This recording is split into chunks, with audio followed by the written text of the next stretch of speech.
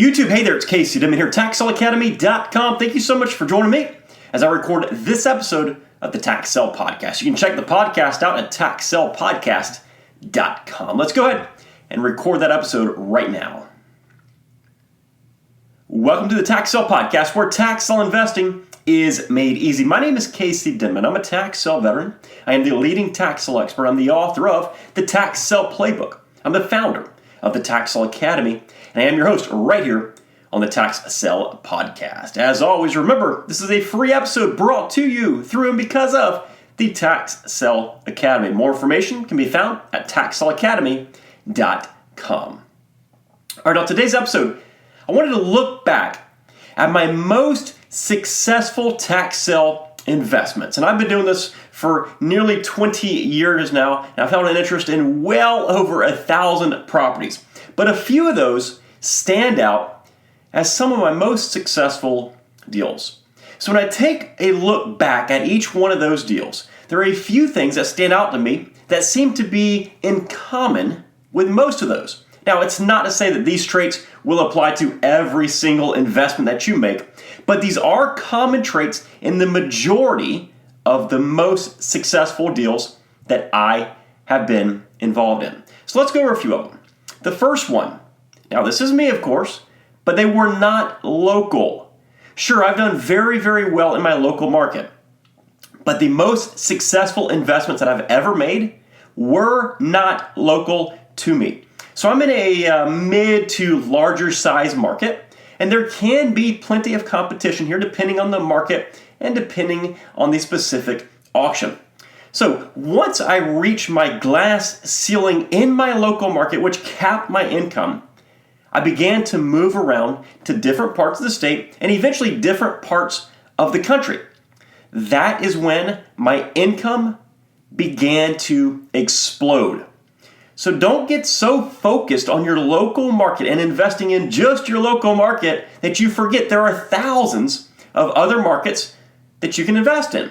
But obviously, if your local market is good to you, then by all means keep investing there. But don't overlook the other markets. All right, next one. I was in the right place at the right time. And this is a big one that so many people, so many new investors don't understand. They want their very first auction to be a smashing success. Unfortunately, it just doesn't work like this. The reason that I can get home run deals is because of the sheer number of properties that I see get sold. I'm talking, I've seen billions of dollars worth of real estate sold at tax sales over the years. The more properties that you see sell in this setting, the better your chances are of being in the right place at the right time and snagging a property at a ridiculous price. So go to as many auctions as possible and watch as many properties get sold as possible, and you will get that home run deal. The next one is that my exit plan worked very well. So in every single investment that I make, I will have multiple exit plans. I will never just buy something because it's cheap and hope for the best. Instead, I have those exit plans in place. Now, sometimes they don't work out exactly as I envisioned them, but over time, I have learned how to strategize properly, and in my very best deals, those exit plans have worked tremendously. Now, oftentimes that even means that I've had buyers lined up waiting to buy that property from me. All right, the next one. My best deals, get this, they were either vacant land deals or they were ugly houses, like severely ugly, borderline dilapidated houses. Real estate investing is so much more than buying and selling pretty homes. That vacant stuff and that boring stuff, that ugly stuff, can make you big, big bucks. Don't ignore it just because it seems boring or because it's something you couldn't see yourself living in. It's an investment after all. The vacant land and those ugly homes make up the majority of my very best investments. All right, next one. I did not perform rehabs on my most successful deals. Now, I've done many rehabs over the years, but the most successful deals that I've been involved in were not rehabbed.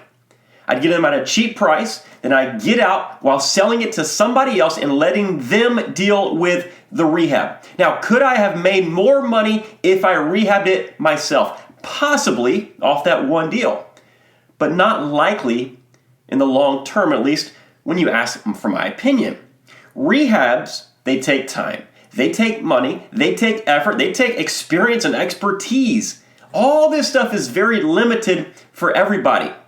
When it comes to time and money, you have to decide how to best spend yours. My time and my money is best spent buying properties at great prices at tax sales. That is what I know. That is what I'm an expert at. And that is what I want to invest my time and my money into. I am not an expert at managing subcontractors doing a rehab for me. I'd much rather let somebody else do that and focus on what I know best. Again, it might be different with you, but my most successful deals were not my rehabs. Next one. My most successful deals were mostly in smaller markets. New investors tend to flock to the mid or larger size markets, and they're always going to be disappointed when they see that there's a lot of competition there. My best deals were in small or maybe small to mid-size markets, but certainly nothing larger than that. In fact, I'd venture to say that 90% of everybody in the world has never heard the names of the cities that I invest in. If it's a city that everybody around the world recognizes, then there's probably going to be too much competition there.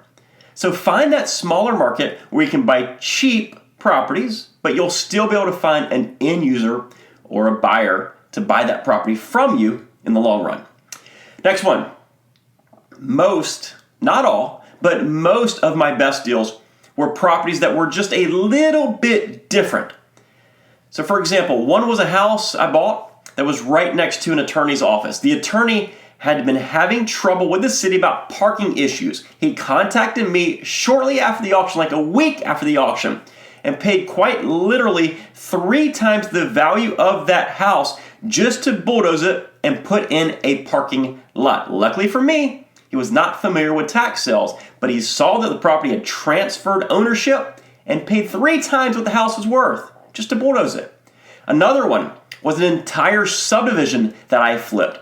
Another was an acreage parcel that everybody else overlooked. Now these aren't crazy stuff like islands or lighthouses or old schools or hospitals, but they are just a little bit different.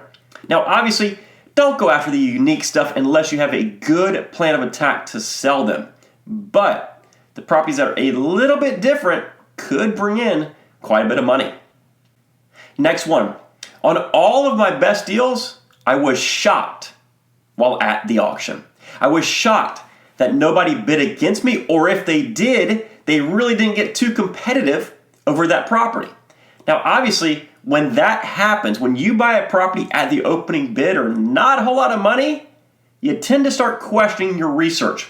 And you wonder what the heck you just bought since nobody else there seemed to want it. But in the end, when your research is accurate, that's really all that matters. So don't be alarmed if you are a little bit shocked that nobody bid against you on that property. All right, the last one today. Every single one of my best investments sold much faster than the typical property on the open market.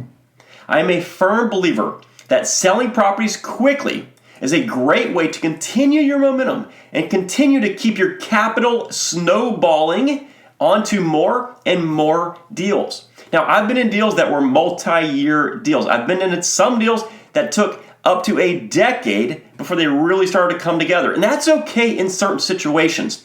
But the best deals that I've been involved with have all come together somewhat fast.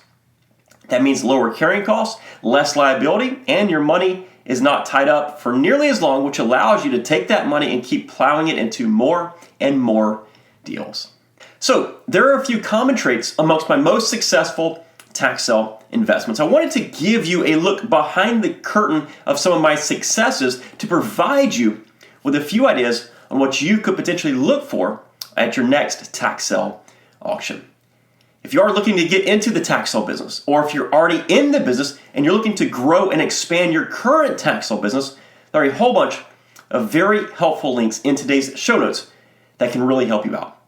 Listen, if you enjoyed today's episode or any of our episodes right here on the Tax Sale Podcast, please don't forget to leave us positive feedback on whatever podcasting platform you're listening to us on today. Take care and make it a successful day. We'll see you next time. Bye-bye.